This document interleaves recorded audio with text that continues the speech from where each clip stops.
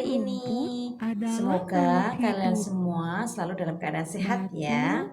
Anak-anak, hari ini kita akan belajar bahasa Indonesia, yaitu tentang pertumbuhan dan perkembangan makhluk hidup. Yuk kita belajar bersama-sama. Baiklah. Anak-anak semua, yuk kita belajar bersama tentang pertumbuhan dan perkembangan makhluk hidup. Pada pembelajaran kali ini, kita akan belajar tentang menemukan kata-kata baru dari teks tentang ciri-ciri makhluk hidup. Yang pertama, kita dapat menemukan kata-kata baru dari teks yang kita baca. Selanjutnya, setiap kali membaca teks, berilah tanda pada kata-kata baru yang belum kamu ketahui artinya. Berikutnya, setelah itu, carilah arti kata-kata tersebut dalam Kamus Besar Bahasa Indonesia atau KBBI. Bacalah contoh berikut ini. Temukan makna dari kata yang dicetak miring. Yuk kita baca bersama ya. Makhluk hidup mempunyai ciri-ciri yaitu bergerak, bernafas, memerlukan makan dan minum, tumbuh dan berkembang biak, serta peka terhadap rangsang. Semua makhluk hidup dapat bergerak dengan cara yang berbeda-beda.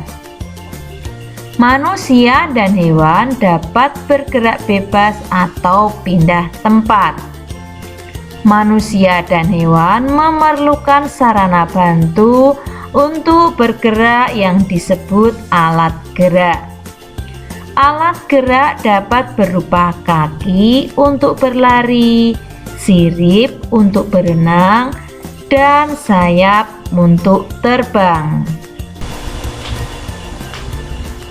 Selanjutnya, carilah kata-kata tersebut dalam Kamus Besar Bahasa Indonesia. Dalam bacaan tadi, kita menemukan kata sirip, artinya alat gerak pada ikan. Yang kedua yaitu sayap, artinya bagian tubuh beberapa binatang, yaitu burung dan sebagainya, yang dapat digunakan untuk terbang. Selanjutnya, menyusun kalimat dari kata-kata yang ditemukan dalam teks tadi yang kita baca tadi ya anak-anak ya. Kita sudah menemukan kata-kata baru yang diperoleh dari teks ciri-ciri makhluk hidup. Terus sekarang kita akan menggunakan kata-kata tersebut untuk menyusun sebuah kalimat. Anak, ayo ingat kembali teks yang sebelumnya kalian baca. Kita mendapatkan kata-kata dari teks tersebut yaitu apa tadi ya? Sirip, ya pinter. Berikutnya ada kata apa tadi? Sayap. Oh, hebat sekali. Selanjutnya, susunlah kata-kata baru tersebut menjadi sebuah kalimat. Tadi yang pertama ada kata sirip ya. Kalimat contoh kalimatnya adalah ikan bergerak menggunakan sirip. Kemudian kata yang kedua ada sayap. Contoh kalimatnya yaitu saat terbang, burung mengepakkan sayapnya. Kalimat dari kata-kata yang terdapat di sebuah teks. Untuk selanjutnya kita akan menyampaikan informasi dari teks lisan. Apa saja yang harus dilakukan? Informasi dapat diperoleh dari teks lisan yang kita dengarkan. Informasi itu dapat kita tuliskan dalam kalimat-kalimat yang tersusun dari kata-kata yang sudah kita ketahui maknanya. Anak-anak, ayo dengarkan teks berikut ya. Tahukah kamu apa lambang negara Indonesia? Ya, lambang negara Republik Indonesia adalah burung Garuda. Tentu kalian masih ingat bahwa burung merupakan salah satu makhluk hidup yang memiliki cara berkembang biak dengan bertelur. Nah, coba temukan lagi hewan apakah yang berkembang biak dengan cara bertelur. Ya, benar sekali. Beberapa hewan lain yang berkembang biak dengan cara bertelur seperti ayam, bebek, ular, cicak, tokek, ikan, dan masih banyak lagi. Selain bertelur, ada juga jenis hewan lain yang berkembang biak dengan cara melahirkan. Contoh hewan tersebut adalah ada sapi, kambing, kuda, gajah, dan masih banyak lagi. Hewan yang berkembang biak dengan cara bertelur disebut hewan ovipar. Sedangkan hewan yang berkembang biak dengan cara melahirkan disebut vivipar. Anak-anak hebat semua, tadi informasi apa saja ya yang diperoleh dari teks tersebut? Oke, coba kita tuliskan di sini ya. Burung salah satu makhluk hidup yang berkembang biak dengan cara bertelur. Hewan yang berkembang biak dengan cara bertelur disebut hewan ovipar. Selanjutnya, selain bertelur, ada juga jenis hewan lain yang berkembang biak dengan cara melahirkan. Contohnya ada sapi, kambing, kuda, gajah, anjing, dan masih banyak lagi. Kemudian, hewan yang berkembang biak dengan cara melahirkan disebut vivipar. Nah, anak-anak, itu tadi informasi yang dapat kita peroleh dari cerita yang Bu Sari bacakan tadi. Anak-anak, setelah tadi kita menyusun informasi berdasarkan teks lisan, sekarang kita akan belajar wawancara menggunakan kata-kata yang tepat. Apakah wawancara itu?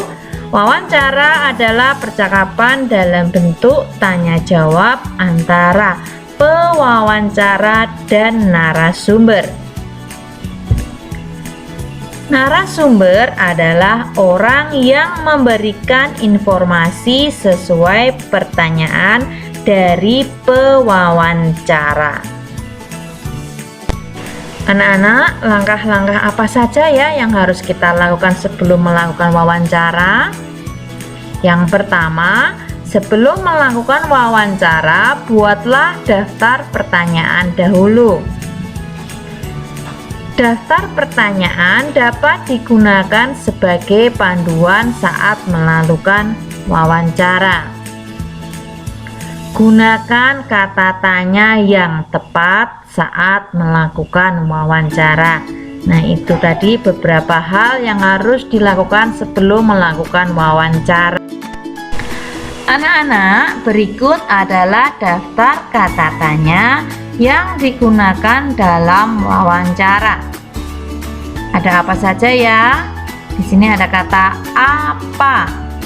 Digunakan untuk menanyakan suatu hal atau benda. Selanjutnya ada kata siapa. Digunakan untuk menanyakan seseorang. Berikutnya ada kata di mana. Digunakan untuk menanyakan lokasi atau tempat. Selanjutnya ada kata mengapa. Untuk menanyakan sebab peristiwa. Ada kata kapan, digunakan untuk menanyakan waktu. dan ada kata bagaimana untuk menanyakan keadaan atau proses. Nah, anak-anak, apakah kamu ingat tentang masa balitamu? Ayo lakukan wawancara tentang masa balitamu. Narasumbernya bisa dari ayah, ibu, nenek, kakek, atau saudara-saudaramu yang lain. Anak-anak, setelah kalian selesai melakukan wawancara tentang masa balitamu, saatnya menulis cerita berdasarkan hasil wawancara dengan kosakata yang tepat. Apa saja yang harus dilakukan?